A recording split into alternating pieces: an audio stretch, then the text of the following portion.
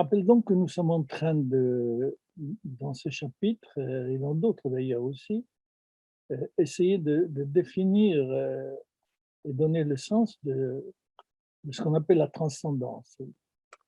Je la définis du point de vue juif, oui, cette transcendance euh, qui est un principe qui laisse ouvert continuellement l'horizon, ne le ferme jamais à n'importe quelle position, n'importe quelle culture, n'importe quelle parole, n'importe quel sentiment, n'importe quelle conduite, l'horizon doit rester toujours ouvert. Oui. Le judaïsme lutte essentiellement contre le système qui se ferme sur lui-même.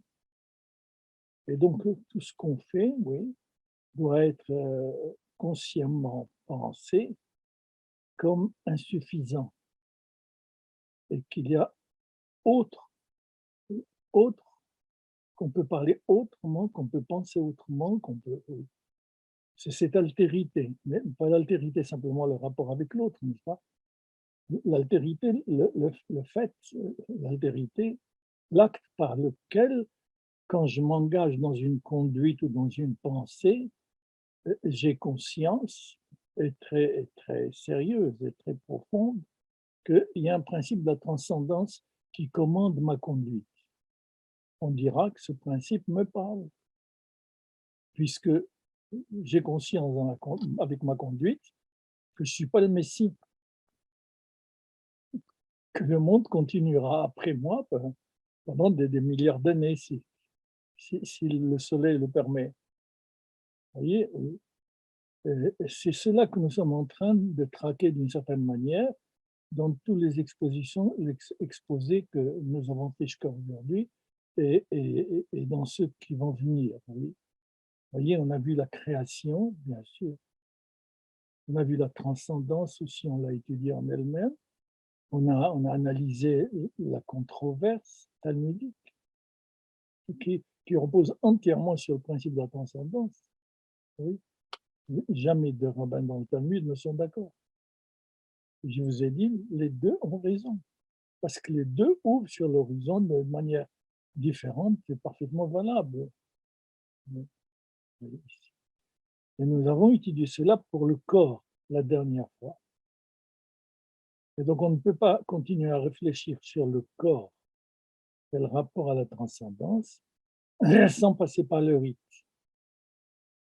Je voudrais montrer, selon la tradition, que l'ouverture à la transcendance d'un corps, et donc d'un espace, d'un temps, d'une réalité, finalement tout passe par le corps et nous savons qu'un monde existe grâce à notre corps. Et nous-mêmes, nous savons que nous existons grâce à notre corps. Oui. Que le corps lui-même est ouvert. Nous allons voir encore de plusieurs manières au principe de la transcendance. Voilà. Je vous avais donné des exemples, mais c'est facile, oui. La couleur que je vois n'existe pas réellement. Ce sont simplement des vibrations, des radiations qui parviennent à mon organe visuel, et c'est mon organe visuel qui transforme cela. Vous voyez, comme le fonctionnement du corps, il y a un principe de transcendance, oui. Bien sûr, très élémentaire, mais il est là, oui. Voilà. Nous allons donc aborder ce soir le rite et voir, montrer, puisque je viens de le dire, montrer que le rite et cette ouverture à la transcendance, oui, dont a besoin le corps, dont a besoin la société, dont a besoin l'homme, quelle que soit la nature de ce rite, quel que soit son arbitraire, quel que soit son sens, oui, l'homme, la société, l'histoire ne peut pas se passer sans rite. Et vérifier, oui, quel peuple n'a pas de rite. Et c'est pourquoi ce qui me gêne, moi, mais dans le respect, oui, c'est qu'un juif assimilé abandonne le rite, le juif qu'on appelle assimilé, pas un problème, bien sûr, abandonne le rite juif en pensant que il s'est débarrassé du rite. Mais abandonnant le rite juif, vivant en France, ben, il va se soumettre au rite français exclusivement. Il ne peut pas se débarrasser du rite.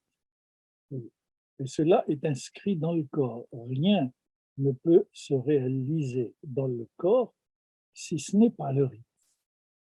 Alors, c'est cela que je voudrais montrer. Le corps, les idées essentielles qu'on a vues la dernière fois, le corps ne peut être réduit en fonction biologique seulement. Dans toutes les cultures, il est renvoyé à un autre ordre que le sien, qui caractérise cette culture.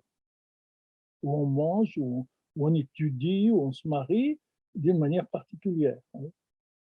Et cet ordre est régi donc par le rite qui l'arrache à la nature physique et le porte vers un au-delà de lui-même. Par exemple, un au-delà social, un au-delà politique, qui lui donne sens, le sens de cette culture. Le rite relie le corps à un ordre qui est invisible. Ce qu'on voit, c'est le corps. Hein, à un ordre invisible. Oui. Il est alors identifié au signe. Le corps fonctionne comme un signe dans le langage. Le signe, vous le savez, est constitué de deux faces, le signifiant et le signifié. Le signe, c'est ensemble. Le signifiant qui renvoie un signifié. Oui, voilà. Je m'excuse de rappeler ça, simplement pour préciser. Le signifiant, c'est le corps, à l'image d'un signifiant qui est le mot articulé qui relève de la phonétique. Oui. Pas moi, ciel. Vous avez entendu ciel. Oui. Ce sont des vibrations au corps qui sont transformées dans cette articulation. Ça, c'est physique, c'est phonétique. Oui. Mais le rythme, précisément, fonctionne le corps fonctionne non seulement comme un signifiant, mais il introduit dans l'ordre symbolique. Ce geste du corps est social, donc quand vous le voyez physiquement, il renvoie à un signifié social. Le corps fonctionne comme un langage. Ouais. Il est même langage en lui-même. Le corps a besoin du rite, j'ai dit, et le rite a besoin du corps, qu'il fait accéder à la vie sociale, politique, et nous verrons avec le judaïsme ou le christianisme ou l'islam à l'esprit. Grâce à des pratiques rigoureuses qui le transfigurent et justifient son existence par le respect de la vie et de ses capacités. Le corps s'inscrit ainsi dans un réseau de relations comme les signes sont reliés les uns aux autres pour former la phrase. Et c'est pourquoi ça démarre, ça commence avec le réflexe, et puis vous ajoutez un réflexe, un réflexe, un réflexe, un réflexe, ça vous fait un comportement. Vous restez toujours dans le physique, comme l'animal. Vous restez dans le comportement pur, c'est-à-dire une suite, une succession de parties d'un certain nombre de gestes. Oui, voilà. Et, mais à cela est ajoutée dans la société la signification de cette succession de gestes. La, vous vous levez, nous allons nous lever bientôt le dimanche pour aller dans un lieu choisi par la société suivant notre habitation.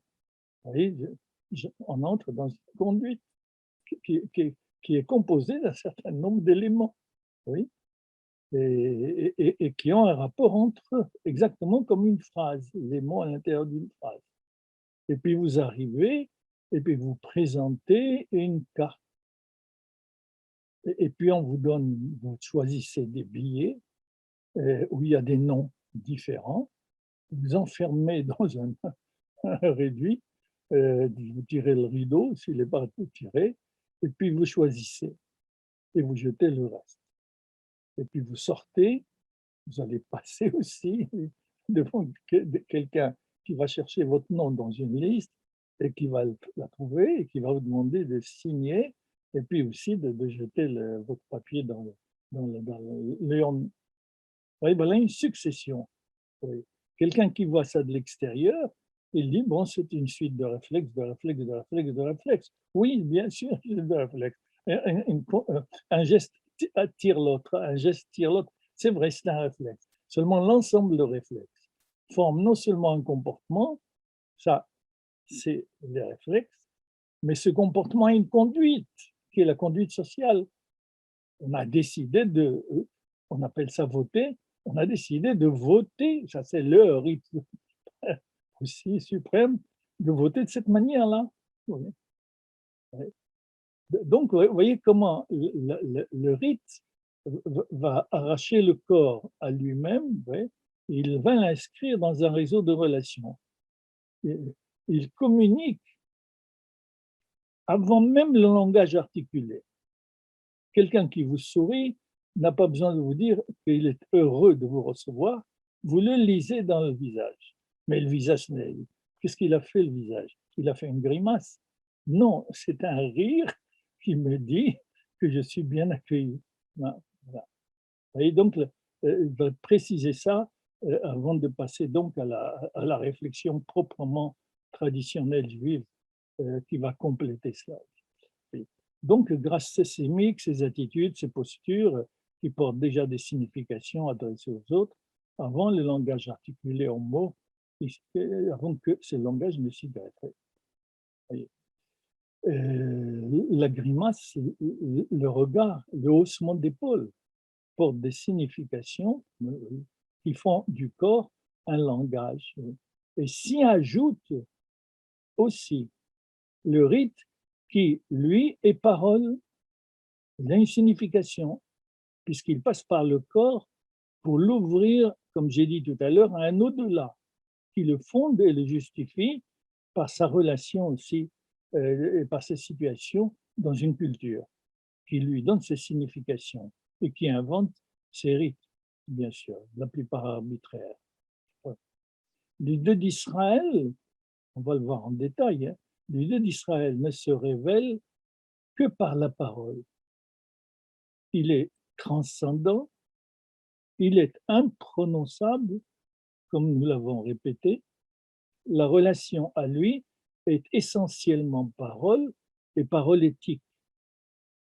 Le rite inscrit cette parole dans la chair, avec la signification juive, ajoutée à la signification politique sociale, et ajoutée aussi, bien sûr, au langage naturel du corps, aux expressions naturelles du corps. Il inscrit donc par la même, oui, dans le corps, et il inscrit le corps dans l'histoire, dans le temps, dans le passé d'un peuple. Il ne se limite pas à inscrire l'esprit, la conscience, l'âme dans cette histoire, oui, mais le corps aussi. Et c'est cela l'importance du rite. Contrairement à l'idée qui n'inscrit pas véritablement, s'inscrit pas dans l'histoire réelle, oui. Elle reste au niveau de la pensée, au niveau de la raison, mais on la voit pas se transformer, c'est-à-dire prendre en charge le monde tel qu'il est. Au contraire, cette idée, comme on l'appelle, abstraite. Elle est abstraite de quoi? Abstraite de sa réalité physique, sociale, etc. Oui. Et c'est le rite qui va ramener cette idée, qui va obliger l'âme à assumer le corps. Et c'est ce passé, le passé, celui qui a pour origine la création et pour principe la révélation, et pour devenir sortie d'Égypte, loi du Sinaï, terre promise, voyez, qui marque le corps par l'éternité du sens, l'universalité de ce sens, bien sûr. Il ne suffit donc pas de frapper d'arbitraire le rite et de le considérer comme relatif au groupe et à la société seulement, pour le juif, il ne peut être réduit à une aberration. Il ne peut pas être réduit à la perte de la liberté ou à la perte de la raison. Il ne peut pas être réduit à l'obsession. Il ne peut pas être réduit à une survivance archaïque. C'est ceux qui n'ont pas bien réfléchi au rite qui se débarrassent du rite avec ces arguments, qui ne sont pas des arguments, qui ne correspondent à rien. Sinon, simplement à l'envie et à l'instinct, à la tendance de celui qui veut jouir de la vie sans rien de plus. Mais tout cela ne vient pas de ce que devrait être le rite, cette survivance archaïque, obsession. Elle vient de l'homme, ouais. Elle vient de l'ignorant. Elle vient de ceux qui pensent que le rite a fait son temps et de ceux qui croient que la société et l'individu n'ont plus besoin de rituels. Il nous faut réfléchir sur, plus sérieusement, à ce à quoi renvoie le rite pour comprendre que le geste rituel s'impose indépendamment de la volonté humaine et que toute attitude, toute posture, toute expression humaine n'est rien d'autre qu'un élément, comme j'ai dit, d'un rituel qui l'englobe et l'organise selon un sens général. La télévision n'est-elle pas organisée un rite du soir, par exemple? Le Tour de France cycliste n'est-il pas l'exemple de la fête rituelle laïque? Le dimanche est assurément un Shabbat laïque, obligeant l'homme et les entreprises à se reposer et à vaquer à leurs propres occupations. C'est bien le Shabbat laïcisé. Pour rester toujours dans la société laïque, elle a assurément ses rites propres, même si elle les justifie de plusieurs façons, par la science, par l'histoire, par la commodité, par les habitudes, les idées de mode vestimentaire, de couleurs, de plats à consommer, de leur ordre, de l'ordre de ces plats à table, de leur nature, des boissons qui les accompagnent, et sur un autre plan, l'organisation du temps, le calendrier, le défilé du 14 juillet, par exemple en France, les Jeux olympiques, la poignée de main pour saluer sont bien des rites sans lesquels les hommes et les sociétés ne peuvent vivre. Et c'est une illusion de croire que l'on peut s'en passer. Changer de société ou de culture ne conduit pas à se débarrasser du rite. Le juif qualifie d'assimiler, comme je disais tout à l'heure, qui n'est plus pratiquant, ne se libère pas de l'ordre des rites. En passant dans la société laïque, il change seulement de rite. Nous avons montré dans notre première partie qu'il y avait un langage du corps. La société y ajoute et le marque, oui, par un autre langage, celui des rites, qui la particularise. Ce langage social est fixé et déterminé par le souci de la maîtrise du monde et de la relation à l'objet. C'est cela qui fonde le choix des comportements et des conduites dans les sociétés industrielles, les sociétés modernes. On juge tout par rapport à l'utilité, par rapport à l'efficacité. Oui. Le langage social est fixé, encore une fois, et déterminé par le souci de la maîtrise du monde, de la relation à l'objet. Il a pour fin l'utilité et l'efficacité. On organise le travail par efficacité. On organise même le calendrier par efficacité. On divise la journée par efficacité. Et quand on donne à l'ouvrier le repos le dimanche, par efficacité.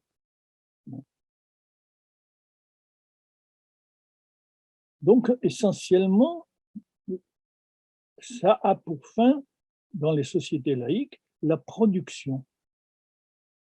Ainsi, par exemple, les progrès scientifiques perfectionnent les outils utilisés pour développer sa connaissance du monde et pour mieux l'habiter.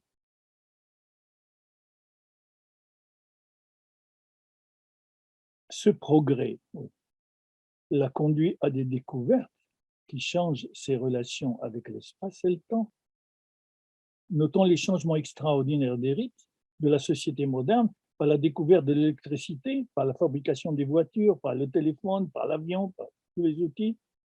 Ils ont produit des rites d'installation dans l'espace et dans le temps totalement nouveaux,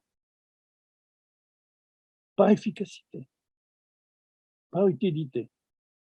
Nous verrons que le judaïsme ajoute à ces deux langages, celui du corps et celui des rites sociaux, un troisième langage que je nommerai parole, celle d'une conduite collective, répétitive, certes, permanente ou périodique, et dont le sens n'est pas visible, car il renvoie à une autre relation avec le monde que celle de l'efficacité et de la production.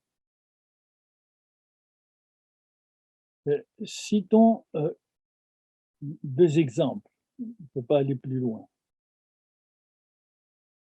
Et l'un des exemples va nous servir à partir de mercredi soir Purim. Je prends l'exemple de Purim et les rituels de Purim. Comme ça, je fais d'une pierre deux coups, je réfléchis sur le rite juif et en même temps, je fais une leçon sur Purim.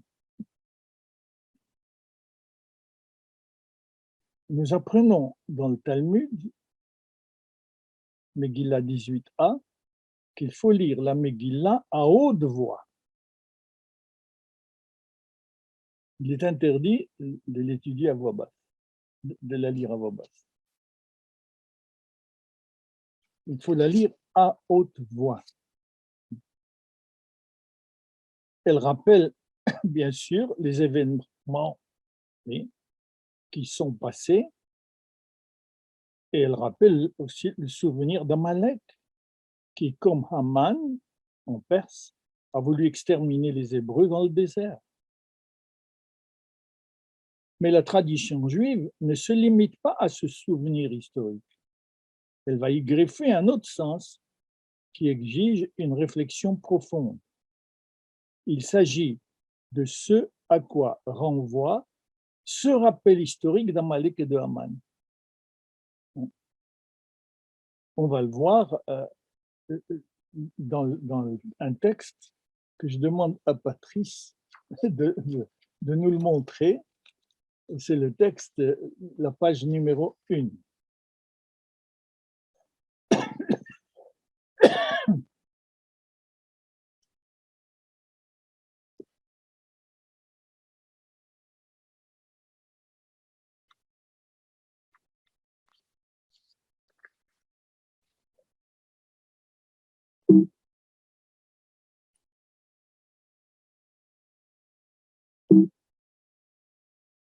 Voilà donc.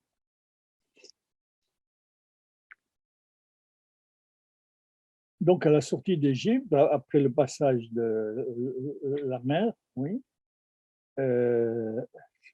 Amalek a attaqué Israël, a attaqué les Hébreux.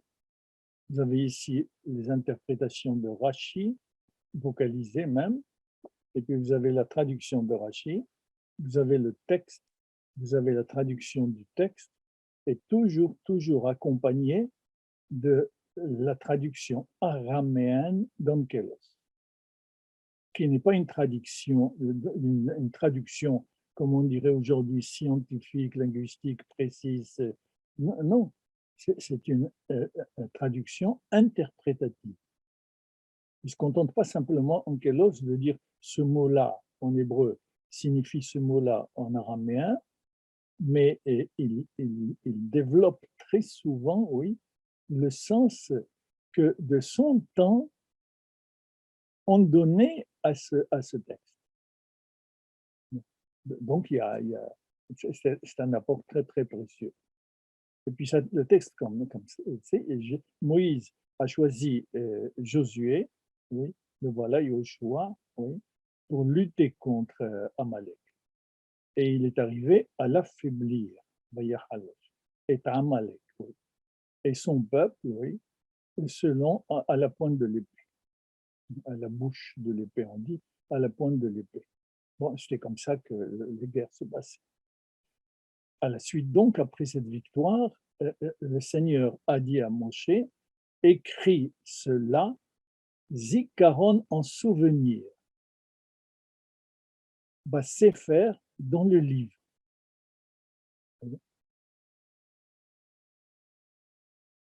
Et place donc ces paroles, ce qui vient de se passer, place-le dans les oreilles de Josué. Quoi? Oui. Car effacer, j'effacerai, c'est un hébraïsme, on redouble pour voir, c'est très très important. Oui. Car effacer, j'effacerai, le zecher, le voilà, le souvenir, c'est zikaron, c'est au superlatif, le souvenir d'Amalek, mitachat hashamayim, sous le ciel. Et Moïse a construit un autel et il a le courage de l'appeler, oui, le Seigneur, mon miracle. L'autel lui-même s'appelle le Seigneur, mon miracle. Le miracle de la victoire contre Amalek.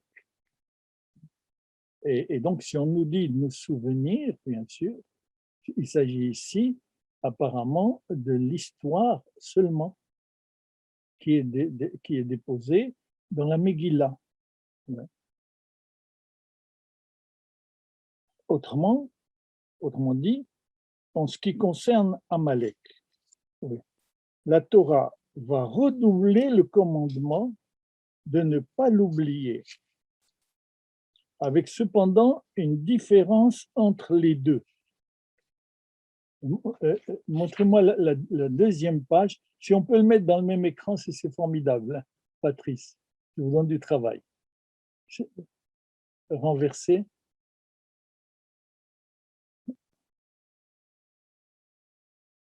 On peut la remettre à l'endroit.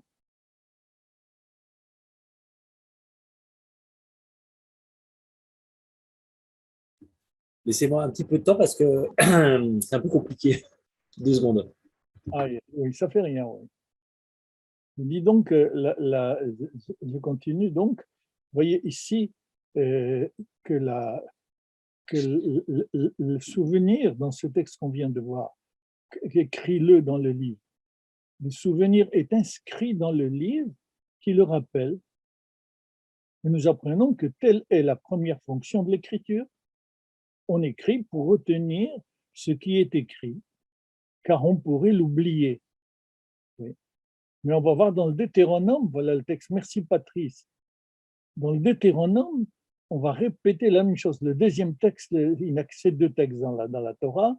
Le premier à propos d'Amalek, qu'on vient de lire, et le deuxième, il se trouve dans le Deutéronome. Bon, oui. Alors, parce qu'on dit Zachor, voilà,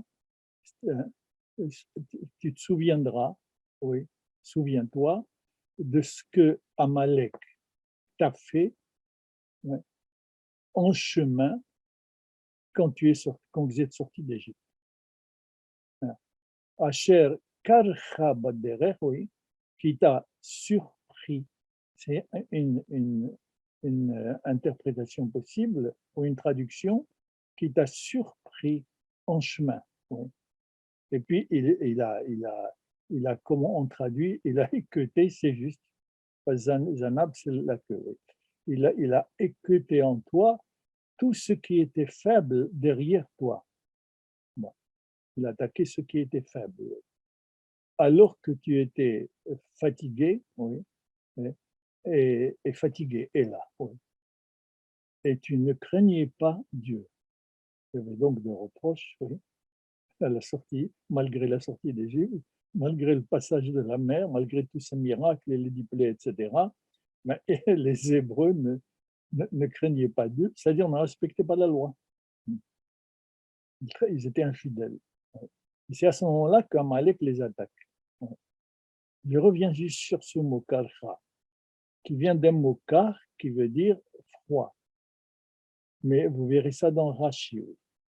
Mais le mot karcha peut venir d'une racine qui veut dire également hasard. Oui.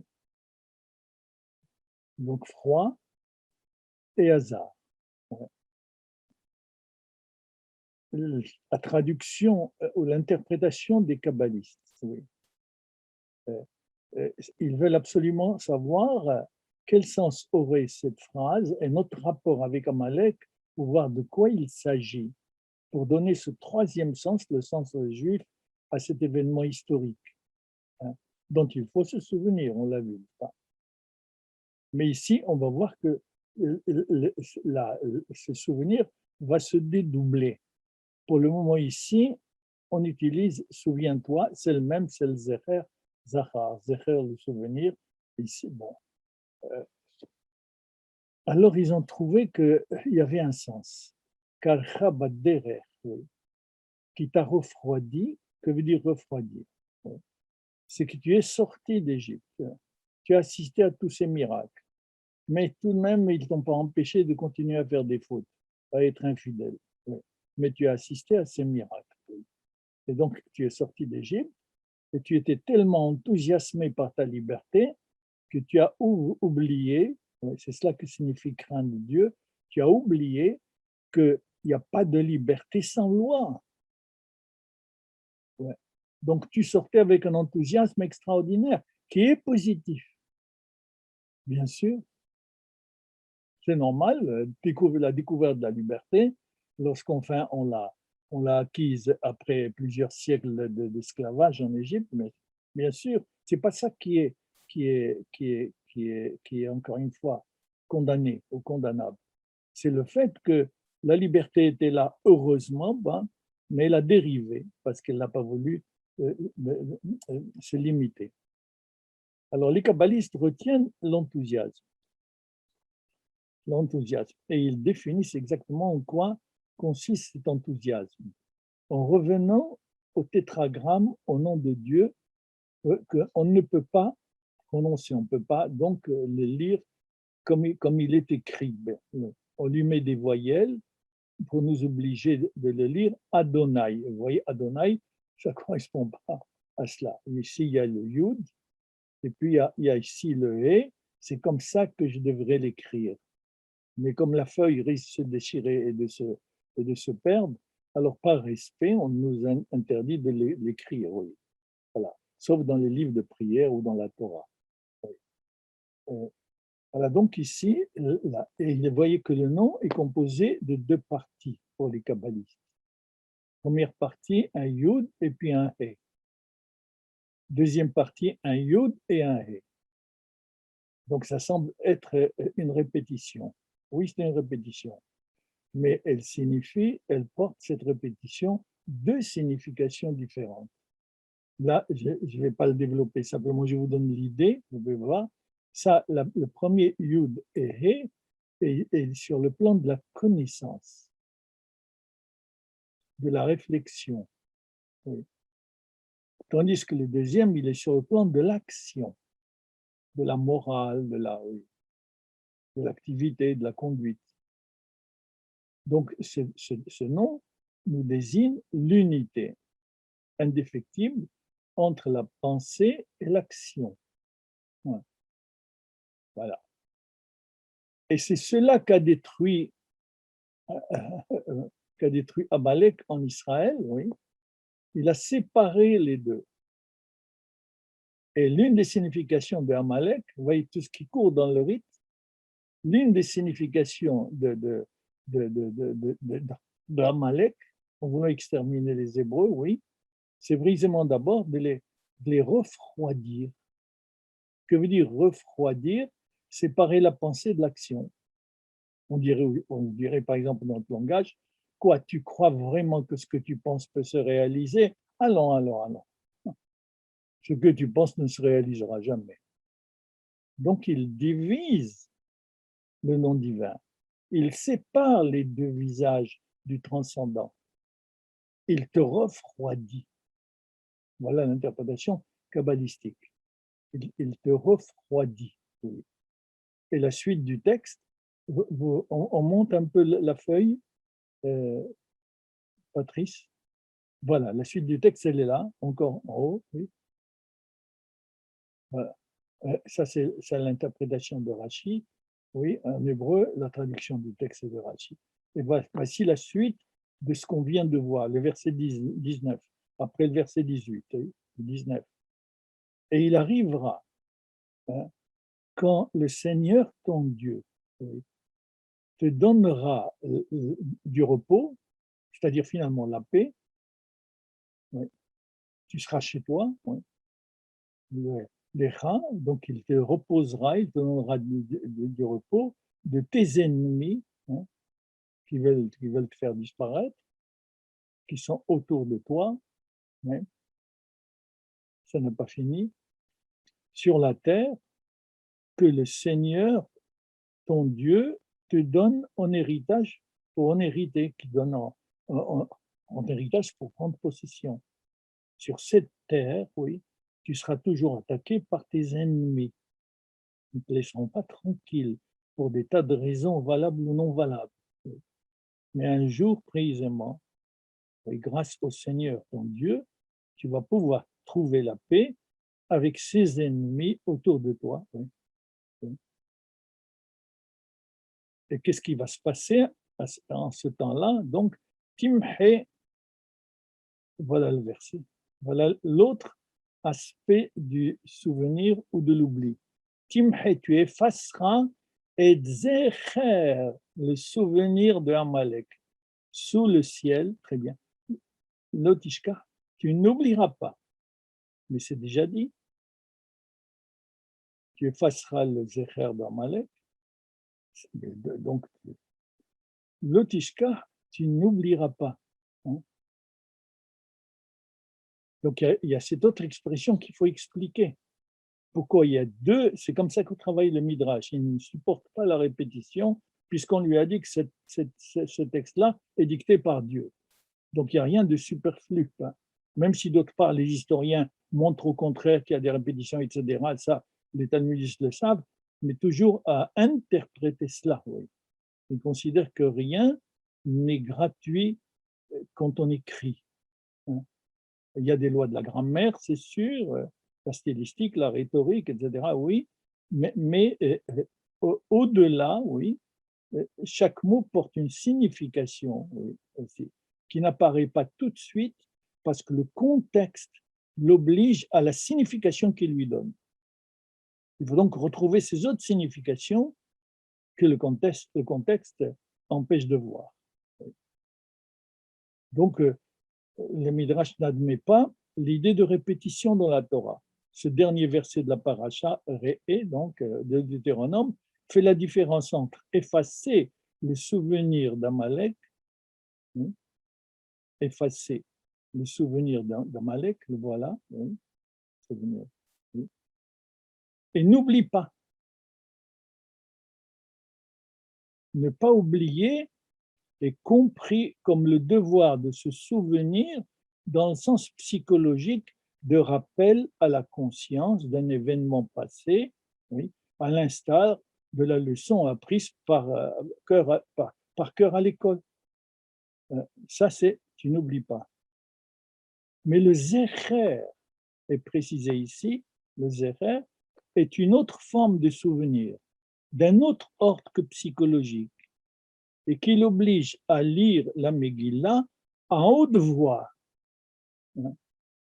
S'il n'y avait que la lecture historique à rappeler, comme la plupart des événements historiques chez les nations, ou même à l'intérieur d'Israël, s'il n'y avait que cela, il n'y a aucun problème, on pouvait lire la Megillah avec les yeux, sans rien prononcer, simplement la parcourir des yeux et la lire en silence.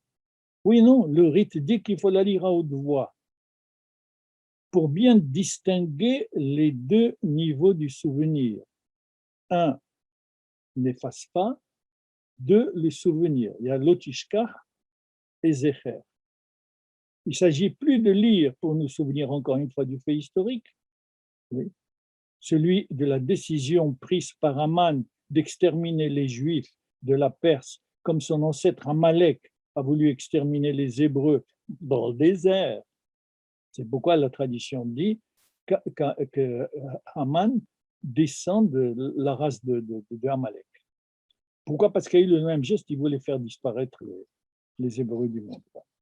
Donc tout peuple qui cherche à porter atteinte à l'existence du peuple juif en tant que tel, il veut effacer le peuple juif de l'histoire, ça c'est Amalek. C'était une des significations d'Amalek, peut-être la plus importante.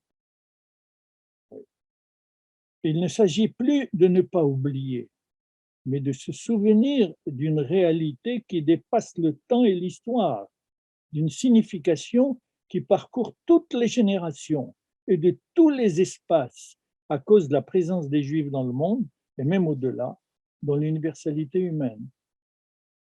Cette réalité transhistorique est gardée dans le rite et oubliée dans la lecture courante de la Megillah et dans son souvenir historique. Le rite l'a conservé, Zecher, différent de l'Otishkar, n'oublie pas, il faut la rappeler. Pour cela, il faut s'éloigner du temps tel que nous le vivons, selon la raison, tant de la causalité historique, tant, nous sommes encore dans l'histoire, oui, où c'est la cause qui détermine l'existence d'une réalité, cause à chercher dans le passé qui se traduit dans le présent sous d'autres formes, mais toujours le même. Bref, le temps de l'explication, telle qu'elle apparaît dans la méthode scientifique et mathématique, temps linéaire. Le temps, la mémoire déposée dans le rite n'est pas celle-là. C'est celle d'un temps de la vie, loin du temps rationnel, mécanique, causal. C'est un temps perçu dans la Torah comme un temps d'engendrement, de naissance, de croissance, de création, de temps dynamique, temps que nous appelons temps de sainteté, que les historiens qualifient de sacré, alors qu'il faut le qualifier de sainteté. C'est le rite qui réintroduit l'ordre de la sainteté dans l'histoire, dans le temps qualifié de profane qui est uniforme. Le temps de la sainteté est celui de la création, du renouvellement, de l'interprétation, du sens, de l'ouverture, en un mot, de la vie qui ne cesse de produire du nouveau. Amalek, ce n'est pas le passé. Il est toujours dans l'histoire. Et c'est pourquoi il faut se souvenir des événements historiques où, à l'intérieur de l'histoire d'Israël, ça a émergé. Et comme ça a émergé dans l'histoire, cette histoire qui le fait paraître et qu'il ne faut pas oublier, a caché le sens profond. C'est pourquoi les rabbins ont fixé le rite en se référant à cela. Le rite ne se suffit pas du rappel historique. Il est d'abord et essentiellement le retour aux origines, c'est-à-dire à leur particulière potentialité oubliée, inapparente, cachée.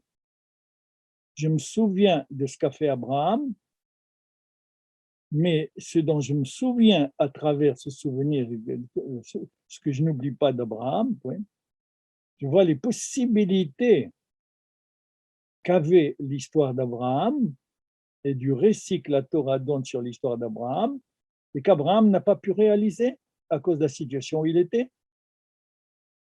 Alors le rite va le dégager.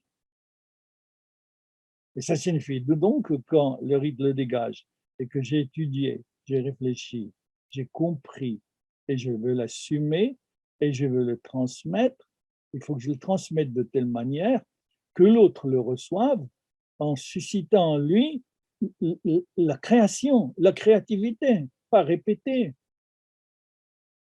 Voilà pourquoi on rappelle toujours le temps des ancêtres, Abraham, Isaac, Jacob, le temps de la sortie d'Égypte, le temps de la révélation, non seulement pour ne pas les oublier, mais pour le zécher, le souvenir de ce qui est gardé dans le rite et que tu n'aperçois pas parce que tu t'arrêtes. On n'oublie pas. Face au temps des origines et des potentialités à retrouver, les événements historiques, bien qu'explicables, contiennent un sens. On peut constater que la Torah ne retient que les événements de l'histoire qui portent la marque de la sainteté ou de ceux qui portent la marque d'une relation inauthentique avec la sainteté. Il n'y a rien d'autre dans la Torah. On va raconter l'histoire d'Abraham, alors on est dans cet ordre de la sainteté. Oui. On raconte l'histoire d'Amalek, on raconte l'histoire des peuples qui ont attaqué les Hébreux, on raconte l'esclavage d'Égypte. C'est là où on nous donne des exemples de ce que veut dire l'échec lamentable de la sainteté, la dérive, l'infidélité. Donc la Torah ne retient que ces événements-là, positifs ou négatifs. Le rite garde la mémoire de l'événement originel, c'est vrai, mais où du nouveau apparu, où une création s'est actualisée. Les rites de Pessah sont la mémoire d'une origine nouvelle dont il faut se rappeler pour la développer et pour y ajouter des créations dans le même esprit par rapport à la situation où nous sommes. C'est ça qui est caché dans le rite. Il y a quelque chose qui s'est produit dans l'histoire, et cet événement dans l'histoire qu'on nous rappelle, que je n'oublie pas, a un zecher, c'est-à-dire contient des potentialités qui n'ont pas été réalisées. Le rite est rappel à la responsabilité de l'homme par rapport à la création. La véritable responsabilité de l'homme, c'est être à l'image de Dieu, créateur de signification.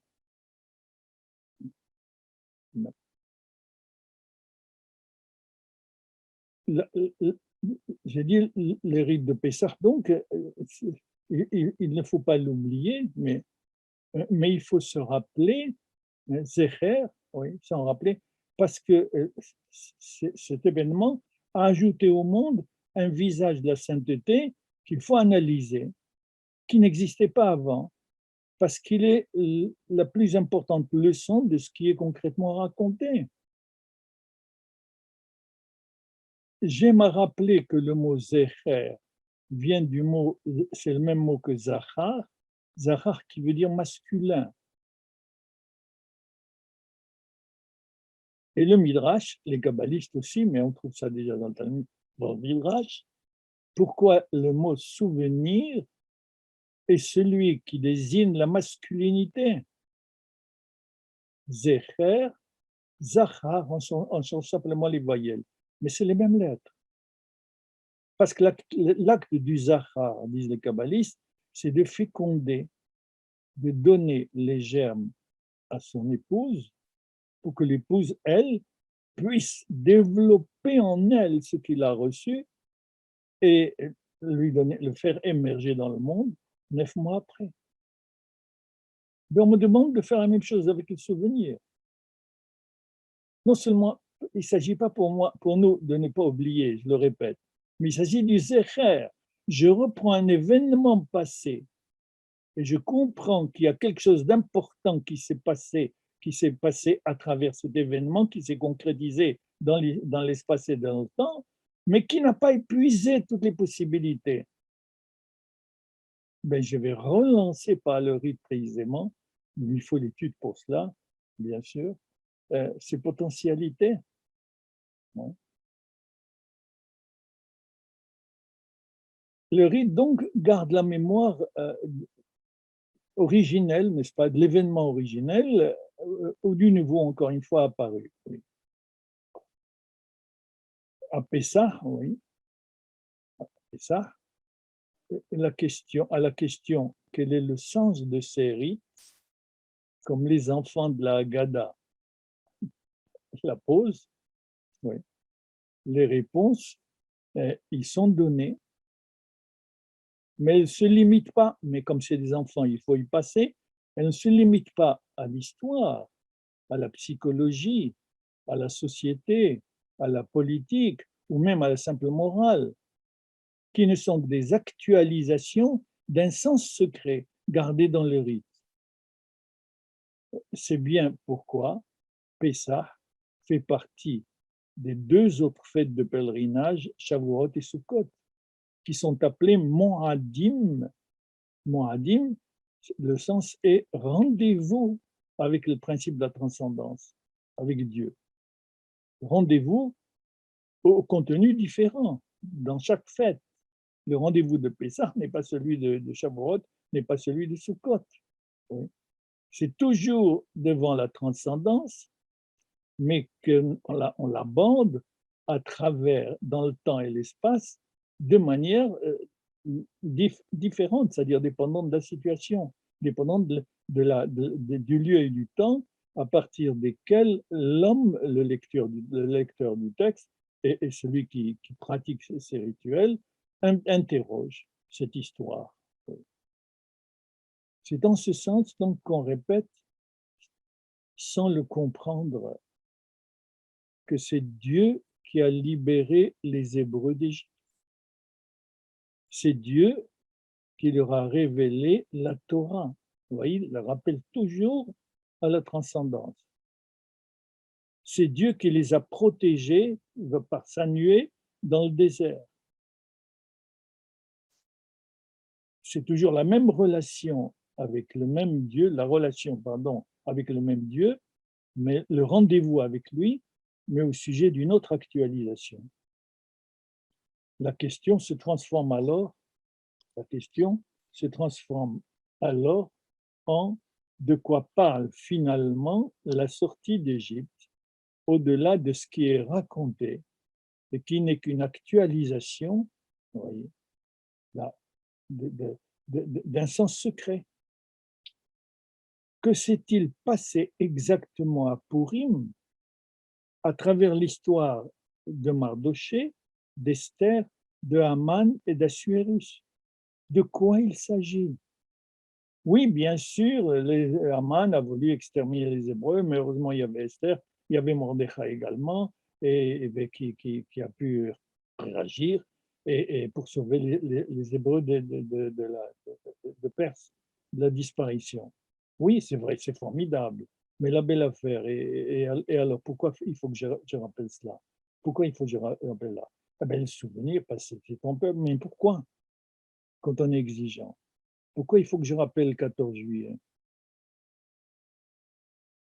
Alors, on reste à un niveau psychologique, social, politique, etc. Mais on ne va pas au fond de l'enjeu dont il s'agissait ou dont il s'agit dans ces fêtes. Quelle nouvelle forme donc de relation avec Dieu a été déposée, cachée dans le rite? Pourim, il faut jeûner pour ne plus penser qu'à l'angoisse qui nous envahit quand les changements d'espace, l'exil, risquent de nous faire disparaître. Exemple, Esther, Haman. Ça, c'est ne pas oublier. Il faut aussi penser que pour survivre au milieu des nations, d'autres rites doivent être décidés qui garderont la mémoire du sens de la civilisation nouvelle d'Israël et de ses caractéristiques. Comment le rédacteur de cette Megillah, de ce rouleau d'Esther, l'ont suggéré et caché en même temps? Par exemple, ce nom, le nom divin, est absent. Vous ne lirez pas le nom divin, contrairement à tous les autres livres de la Torah. C'est un livre dans la Torah, intégré dans la Torah, et ne porte pas le nom divin.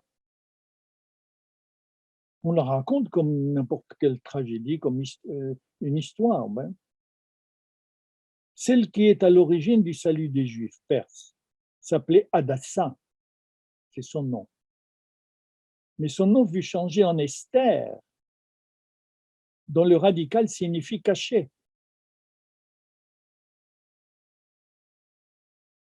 Il faut comprendre donc de quoi il s'agit encore dans le rite. L'histoire d'Israël en exil se déroule à partir de Pourim sous un Dieu caché. Parce que le Juif vit sous la souveraineté des nations où il se trouve. qu'il n'est pas chez lui, en tant que peuple indépendant, oui, qui obéit aux lois que Dieu lui a données sur cette terre, pour pouvoir s'élever au niveau de ce peuple que Dieu veut citer en exemple à toutes les nations. En exil, je ne peux pas. Je ne suis pas un peuple en exil. Je suis une communauté. Comme il faut 10 pour prier, ben, si vous voulez bien, on va construire une communauté. On est à 10, oui. Ouais. Comme il faut manger cachère, ben, il vaut bien avoir une boucherie, oui. Mais ça, c'est des nécessités internes, des devoirs internes d'une communauté, pas d'un peuple. C'est ça qu'on appelle Dieu caché. Je ne suis plus en train de réaliser le peuple que Dieu voulait. Parce que je suis en train de réaliser un autre peuple, d'aider un autre peuple à se constituer. Et c'est un devoir puisque je suis chez eux. J'achète un objet. En Israël, les taxes, les impôts, etc., oui, servent à construire le peuple. J'achète en tant que juif un objet en France, les taxes, les impôts servent à construire l'identité française, pas mon identité à moi. Mais comme je vis en France, c'est un devoir religieux. Ce n'est pas par bonté. C'est un devoir religieux d'obéir à la loi du pays où on est, dans la mesure où on ne met pas en question l'identité juive. Ça ne, cela ne regarde pas l'État français, oui, que je prie tous les matins, ou je mange cachère, ou je fais Shabbat. Ça ne regarde pas. C'est notre communauté, qui n'est pas un communautarisme, mais c'est une autre communauté réunie autour d'une volonté de maintenir notre identité, bien qu'on soit en exil et que Dieu est caché. On ne peut pas le servir comme dans l'État d'Israël. Et, dès le départ, les rabbins se sont réunis et vous avez entendu parler de cela, ils ont décidé que Dina des Matrotadina, la loi du pays où on est, c'est la loi. Il faut y obéir. Dans la mesure où on ne met pas en question l'identité d'Israël. Dans la mesure où mon identité juive, ma conduite juive ne me pousse pas, oui, à tirer la raison de la mise en question de la culture où je suis.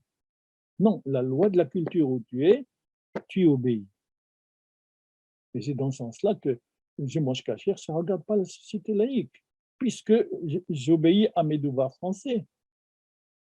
Et j'obéis aussi, encore une fois, parce que je veux que la culture française se perpétue dans l'histoire et reste ce qu'elle est.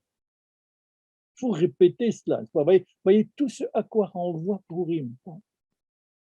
C'est le premier livre écrit par les Juifs en exil. Le premier livre d'exil, après la destruction du temple en 586, le premier livre d'exil, c'est la Megillah d'Esther. Et de quoi il s'agit? De l'anti-judaïsme. Grand problème que nous rencontrons en exil. Vous voyez tout ce que dégage le rite, toutes ces richesses qu'il faut, grâce aux interprétations, au midrash élaboré par les rabbins, s'aider à réfléchir sur cela pour voir que quand j'obéis au rite, c'est pas simplement pour ne pas oublier, comme je le répète encore une fois, mais au-delà. La joie que donne aux Juifs cette fidélité complexe est exprimée de plusieurs façons dans le rituel de Purim. L'après-midi, par exemple, de Purim, ce sera jeudi après-midi, un festin unit les familles et les amis, exactement comme un repas messianique. On est heureux ensemble, on est dans la paix, on est heureux, on danse, on chante, on se reçoit, on partage, on s'occupe, on se soucie des pauvres, il faut que le pauvre aussi soit heureux, c'est pourquoi il faut l'aider, il faut... Ouais. C'est un repas quasi messianique. Mais les rabbins ont institué cette joie sous le signe du carnaval. Les rôles et les places changent. Par exemple, les disciples s'assoient à la place de leur maître à table. Et les maîtres n'ont rien à dire, au contraire, c'est le rite de Purim. Ouais. Le vin coule à flot. Il y en a qui exagèrent et qui vont trop loin. Les déguisements et les masques traduisent le mode d'existence des Juifs en exil, avec leur double identité. On doit pousser la joie et la boisson, dit la tradition, jusqu'à ne plus distinguer entre le bien et le mal.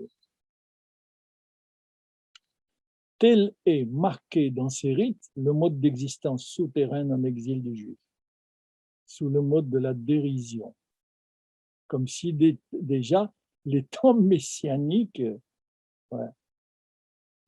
étaient arrivés.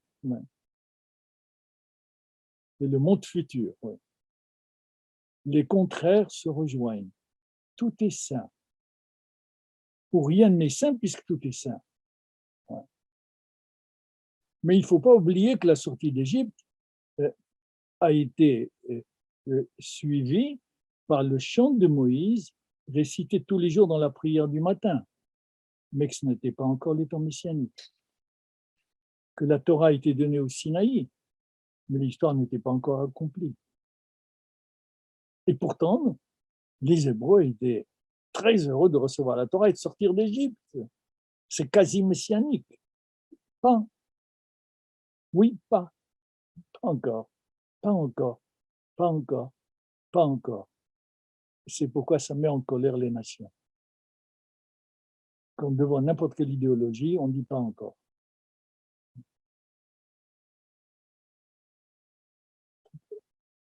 Ils sont entrés en terre promise. La joie énorme. La promesse de Dieu s'est réalisée. Il a promis cette terre, voilà, il l'a donnée. Les Hébreux, avec ce Josué, sont entrés. Ils ont leur roi, ils ont leur David, ils ont leur Salomon, ils ont leur juge, ils ont constitué un État. Oui, mais pas encore. Ce n'était pas encore la finalité de l'histoire. Ils ont construit le temple à Jérusalem. Et la présence divine est dans ce temple. Mais il restait beaucoup encore à faire. Il y a Purim à fêter comme il se doit, mais que le temps est encore à venir et qui dépend des Juifs quand, grâce au rite, ils repensent à tout ce passé, ils n'oublient pas, mais dans le sens du souvenir. Qu'est-ce qui était en jeu dans cette histoire profonde que je veux relancer par l'interprétation nouvelle que je donne au verset.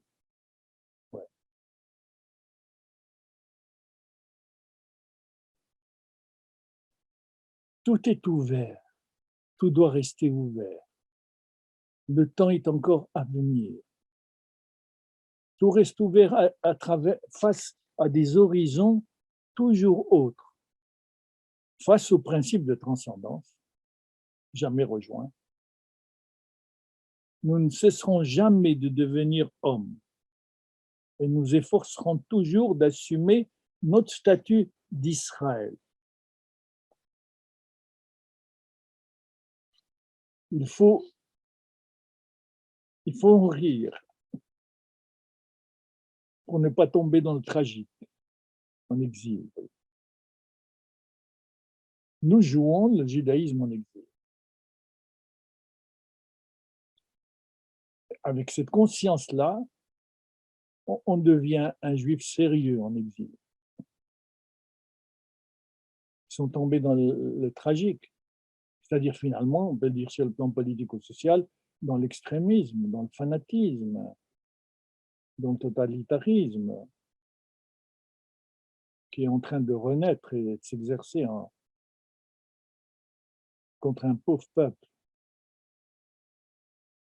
Les rabbins disent que quand le mois d'Adar arrive, il faut être encore plus heureux.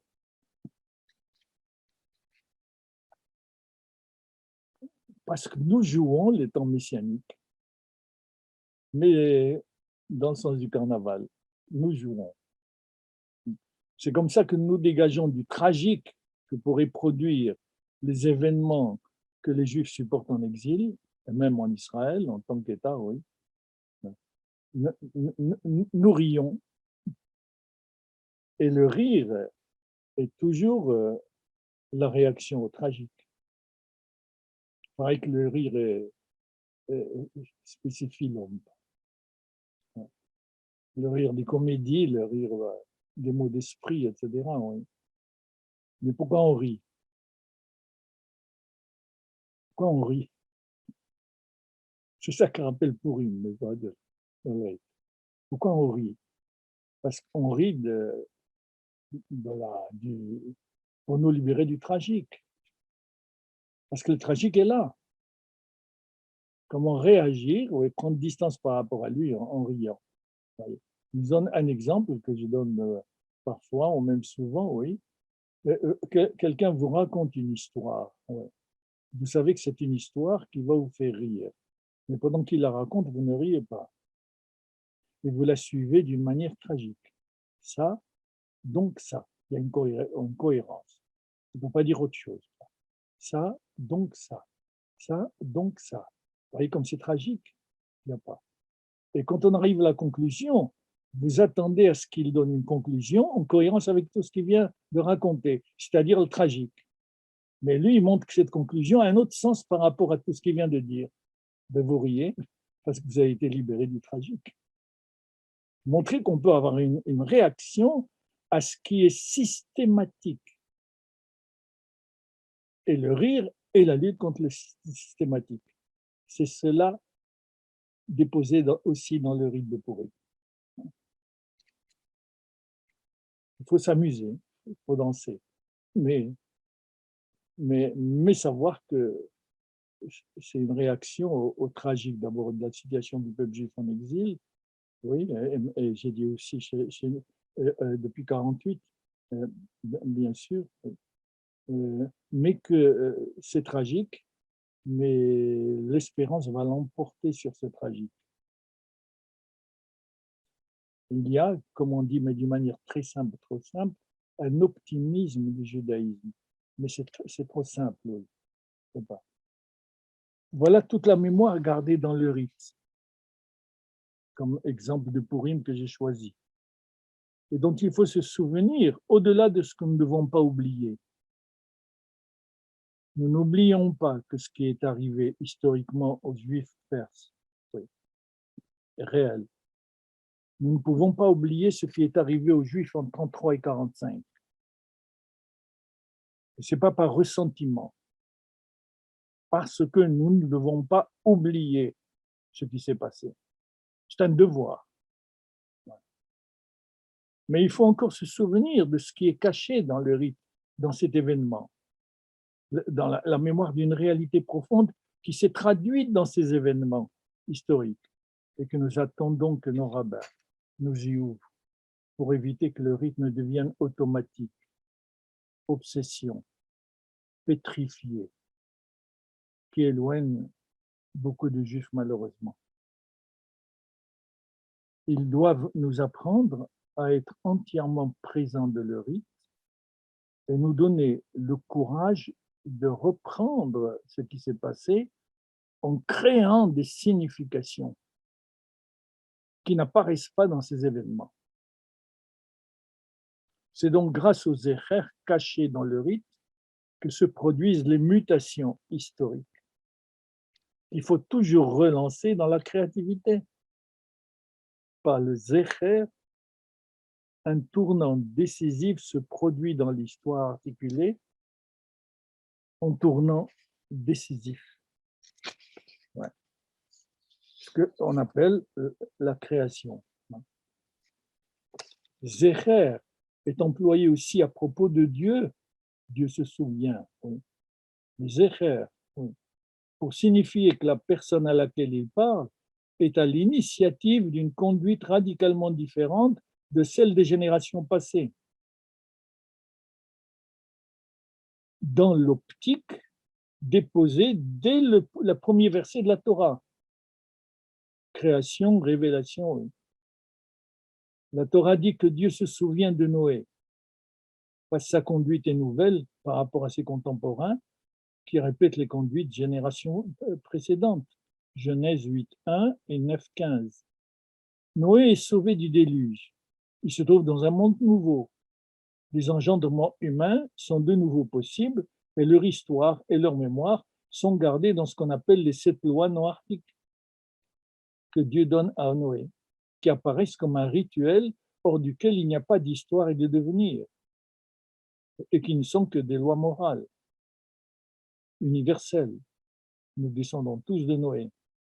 Auparavant, l'histoire n'avançait pas, elle se répétait à partir de la faute d'Adam, de la faute de Caïn et Abel, des fameux fils de la race divine qui étaient persuadés de posséder la vérité et des filles de l'homme qui ne s'occupaient que de leur apparence. Noé émerge, la Torah dit qu'il était juste, et l'histoire redémarre d'une manière nouvelle, fidèle à ses rites. Le terme de Zecher est prononcé à propos des patriarches, parce qu'au sein de l'humanité noachique, de l'universel, ils se sont portés garants de la particularité qui empêche l'universalité de dériver dans l'universalisme anonyme, quantitatif. Cette alliance est marquée dans leur chair par la circoncision. Rite nouveau, mémoire importante. Joseph, le dernier personnage, clôt le premier livre de la Torah par sa longue histoire, marquée aussi par le Zecher. Son père Jacob l'a choisi au milieu de ses frères. Il se souvenait des rêves qu'il avait eus alors qu'il occupait un poste important en Égypte et qu'il a trouvé la loi qui leur a permis de résoudre la crise économique. On l'appelle aussi Joseph le Juste. Il a commencé une nouvelle page de l'histoire des Hébreux. Il a uni ses frères en peuple, uni, oui, composé de diverses virtualités, 12 tribus, et donne une direction nouvelle à l'histoire d'Israël. Toutes les fêtes bibliques sont placées sous le signe du Zecher, gardé dans les rituels qui les accompagnent.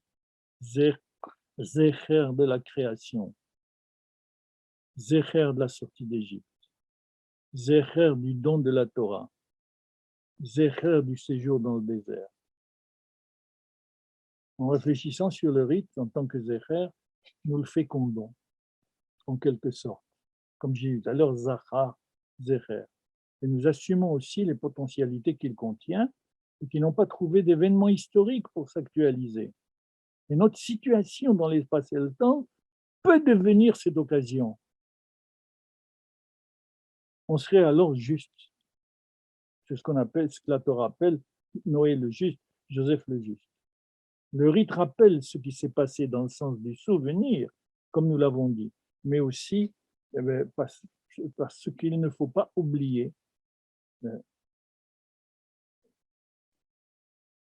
le Zecher, c'est encore une fois proprement la création par l'interprétation, car il n'a pas été un fait passé, oui, un simple souvenir. Ce que les kabbalistes appellent le secret, le divin, qui se manifeste à travers l'arbre des séphirotes, dont vous avez entendu parler peut-être, et qu'il le reste transcendant. Voyez donc comment la transcendance est l'articulation même de l'histoire, qui renvoie continuellement à l'autre, et chaque événement renvoie à autre chose. Malheureusement, oui, la science historique écrase cela sur l'explication. Ça ne veut pas dire qu'elle a tort, oui. Bien sûr, c'est explicable par des causes économiques, psychologiques, etc. Oui. Le problème, c'est qu'on s'arrête là. Et on ne sait pas ce qu'elle nous apporte à nous par rapport à notre situation, à nous, là où nous sommes. Nous voyons ainsi la place et la valeur du sens du rite, que nous avons illustré par l'exemple des rites de Purim. Le transfert du divin dans l'humain passe par le rite. La parole divine descend dans le corps par le rite.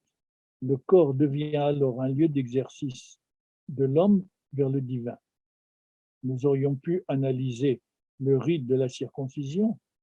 Nous aurions montré qu'elle est une inscription dans le corps à l'endroit de l'union, à l'endroit de l'engendrement, de la transmission de l'existence à un autre, dans le sens où Abraham fut appelé à transmettre ce pacte d'alliance qui devait constituer le peuple et auquel le peuple juif obéit jusqu'à aujourd'hui et pour toujours.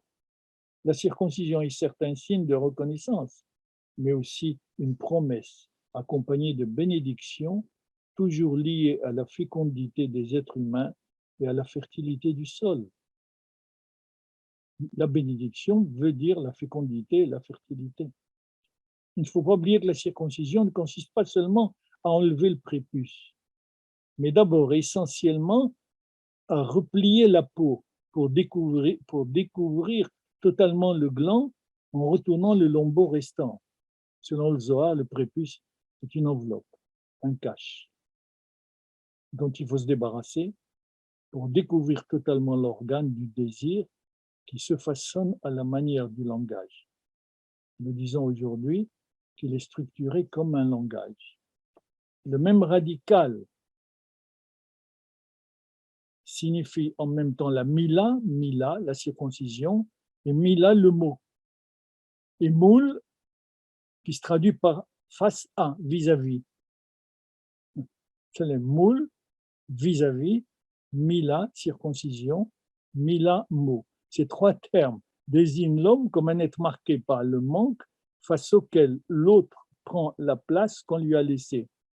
La mila, la circoncision, est ainsi un mot, un signe verbal scellé dans le corps. Et de même que le gland est dévoilé et manifeste ainsi son désir, de même le langage est aussi dévoilement du désir, prêt à accueillir l'autre, prêt à partager avec l'autre, prêt à donner à l'autre, l'autre marqué par l'altérité, l'autre prêt à recevoir, et dans la relation conjugale, à recevoir par l'union conjugale. Les rabbins réservent au père lui-même la circoncision de son fils. Parce qu'ils disent les rabbins, c'est lui qui introduit au langage et à sa loi. Ils ajoutent que le sevrage de l'enfant se produit quand il sait dire les deux premières lettres de l'alphabet, Aleph, Bet. Ce n'est pas indifférent de vous dire, pour terminer, que le Bet ajouté à l'Aleph forme le mot Av, qui veut dire père. Comme on dit, dès que l'enfant commence à reconnaître son père en tant que père, oui, il faut le sevrer, c'est-à-dire commencer à l'éduquer véritablement. Voilà,